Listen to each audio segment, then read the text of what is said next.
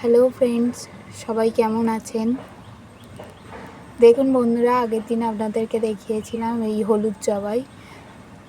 সেদিনকে জবাটা একটু বড় ছিল, আজকেও আবার একটা জবা ফুল ফুটেছে।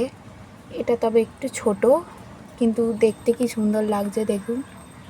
আমার গাছটা কিন্তু খুব বেশি বড় নয়, খুবই ছোট গাছ, কিন্তু এই গাছে ফুল প্রচুর হয়।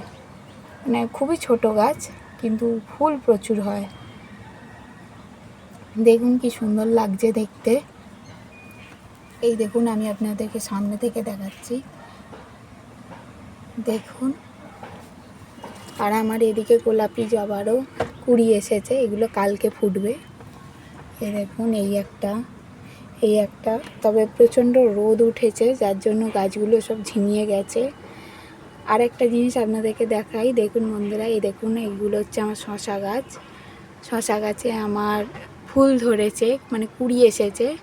আর কিছুদিন পর হয়তো ফুল ফুটবে, বাট এত রোদ, যার জন্য গাছগুলো সব নেতিয়ে গেছে, প্রচণ্ড রোদ। আর আমার এইখানে ব্যালকনিটায় মানে বেলা 3টে পর্যন্ত রোদ থাকে, 4টে-5টা পর্যন্তও রোদ থাকে, যার জন্য গাছগুলো একদম নেতিয়ে গেছে। এমনিতেই সবাই জানেন শশা গাছ একটু ঠান্ডা এত রোদ থাকলে শশা গাছ থাকে না, তবুও একে অনেক কিছু মেনটেন করে রাখতে হয়। তো দেখুন, আপনাদেরকে দেখাবো বলেই আমি ফুলটা রেখেছিলাম, বাট এবার তুলে নেবো ঠাকুরকে দেওয়ার জন্য। দেখুন সুন্দর লাগছে না?